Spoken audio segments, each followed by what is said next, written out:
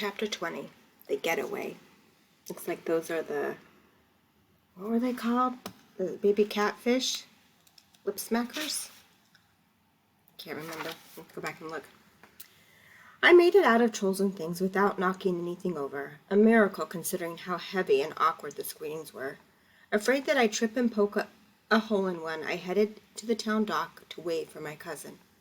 The two kids fishing off the dock caught the jitters as soon as they spotted me coming, as if maybe they'd seen screens come down to the dock before. And once they saw Duke sprinting toward the dock in the dugout, one of them broke for town, shouting, "Rhino boy! Rhino boy!" The others tried pulling his minnow bucket out of the river. The trouble was, the bucket was too heavy with water for the little squirt to lift by himself. Duke reached the dock before the kid could take a run for it. "Where's the willow cats?" Oh, that's what they were called, willow cats, he asked, panting and looking behind me as if I'd left them somewhere. Couldn't get them. Jim Dandy wanted willow cats. He's lucky I got him 2 screens.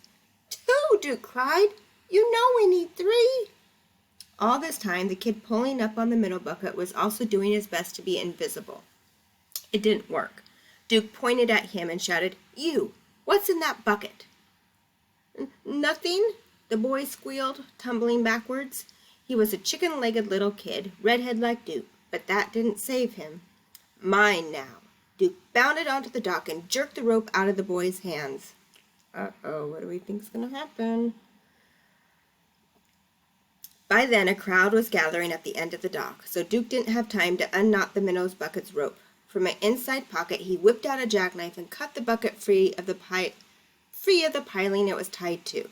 The instant my cousin cut the rope, he let out such a howl that I thought he'd sliced his hand.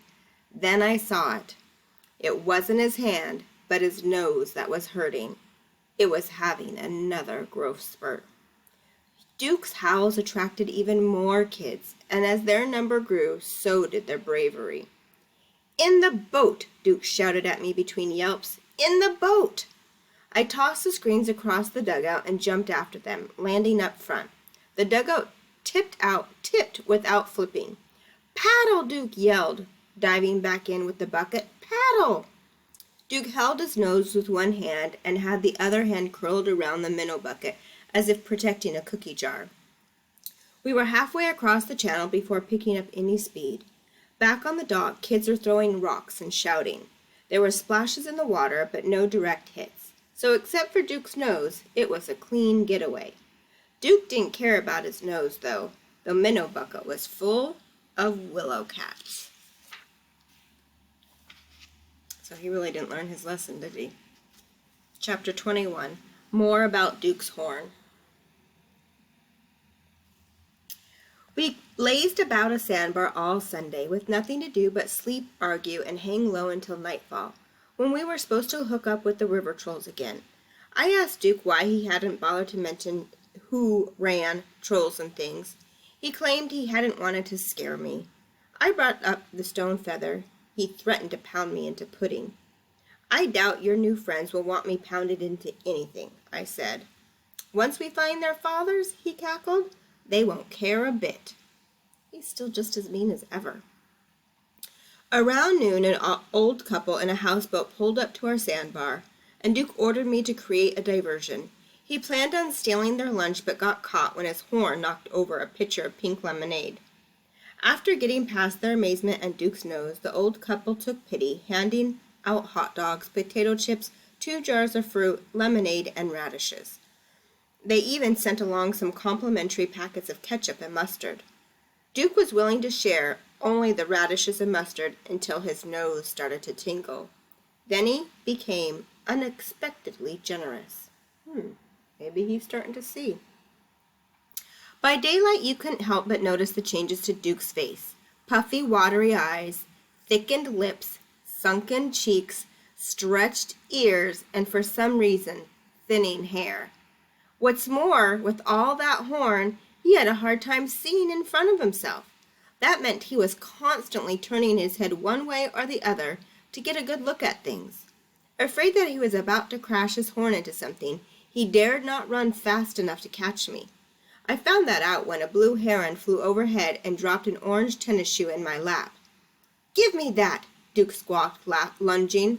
He missed, wide. So what do you think's happening to Duke? What do you think he's turning into? By then I was off running, and he was yowling, for as soon as he sprang at me, his horn acted up. The old couple tried comforting him, but he shrugged them off to chase me. As soon as I got him on the backside of the island, where I plopped down against a huge cottonwood. There were 2 pages inside the shoe. The first one fills with Mom's handwriting. Claire, help is on the way, I hope. A river troll by the name of 2 Cents Eel Tongue visited me early this morning, which is how I found out you were gone. She's on the trail of her son. Okay, so this is a new one, we have it. So it's 2 Cents Eel Tongue. She's on the trail of her son. So that means she's the mom of one of the 3. A troll named Jim Dandy. Oh, it's Jim Dandy's mom.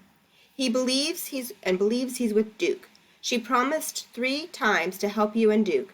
An honest person probably would have only bothered to promise once, but she did at least offer to send this note. I offered her a silver dollar for your safe return. Love, Mom. P.S. Your father and the sheriff are still searching. Don't let Duke talk you into anything. The second page was from my older sisters. Claire, we put that toad of yours in the basement. Feeding time can wait for you.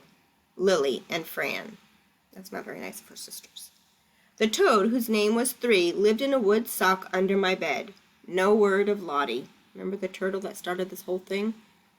I had enough time to read the notes twice before hearing Duke crash through the underbush. I popped the paper into my mouth and had both sheets swallowed before he sprang. What was in the shoe? He demanded, grabbing the tenny and flinging it as far into the river as he could. Don't worry, I teased. Help is coming. It better not be, he said, stomping off. Well, he just doesn't want to be saved. He just wants to, I think he wants to become a troll. Chapter 22, Counting to 2. As soon as it got dark, we pushed off searching for the trolls. Up the river we paddled. Oh, and I just remembered. I wonder what Jim Dandy's mom wants with Claire. Clinging to the shadows of the shoreline so that the barge wouldn't cream us. Now that the ice was off the river, there was a steady flow of barges hauling grain and coal and gravel. Barges were the reason there were so many new sandbars. For the river to be deep enough to handle them, its main channel had to be dredged constantly. So that means they had to dig out the river to make it deeper for the boats. And so when they dig up the dirt, they pile it, and that makes a sandbar, so it comes out of the water. The sandbars grew higher with each season of dredging, some are rising until as tall as trees or hills or office buildings. They went on and could have hidden anything from a small village to a pyramid. We spotted the troll's green campfire about a mile above Big Rock, on the highest sandbar yet. When we pulled to shore, Jim Dandy and Stump treated us better than royalty. Biz stood off to the side of the campfire, not ready to throw us kisses. What did I tell you? Jim Dandy crowed when Duke held up the minnow bucket. What did I tell you? But how did he get them?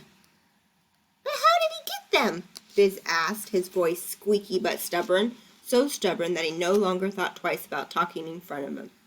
He stole it from a little kid, I tattled. I told you he had promise, Jim Dandy boasted. Wait a second, Jim Dandy was proud of him for doing that. Tells you a little about something about trolls, too. But did he make the kid cry?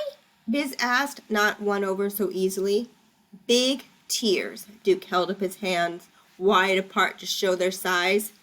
He's lying, I told them. All the better, Jim Dandy answered with a laugh. He's one of us for sure.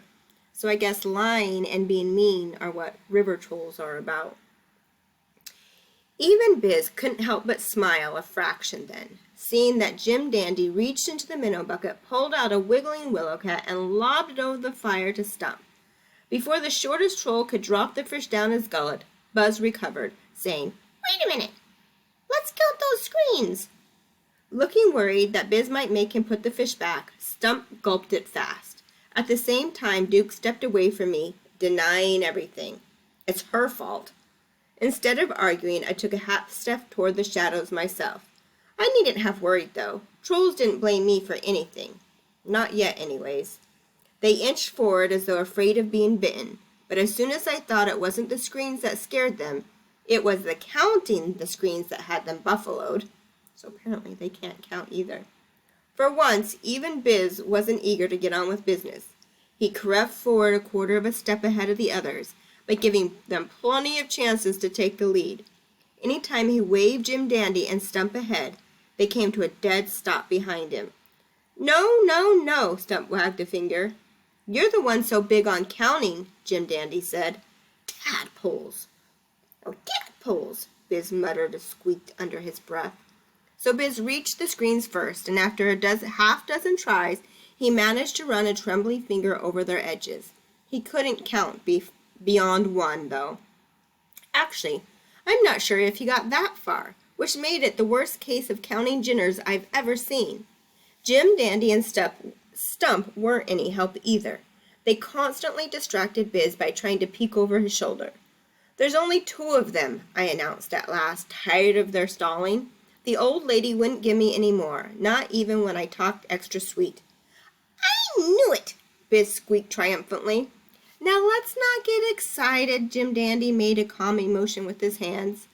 I'd say you better swim on home for another silver $1, Biz replied, ignoring him. If you think I'm going to miss the new moon like Stump's full brother did, Jim Dandy shot back, you're dumber than driftwood. That crack had Stump clenching his fist hard enough to juice apples. Biz wanted to snap back. You can really tell by the way his stubby tail twitching, but before he could answer, Jim Dandy went on smoothly. Besides, there's another way to get the 3rd cricket from Bo. Not tried and true ways. Oh, not tried and true ways, Biz squeaked.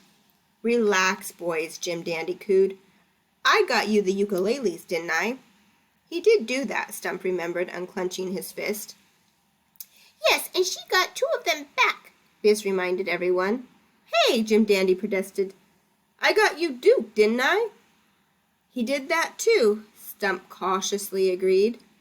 But what good he's done us, Biz challenged, crossing his arms.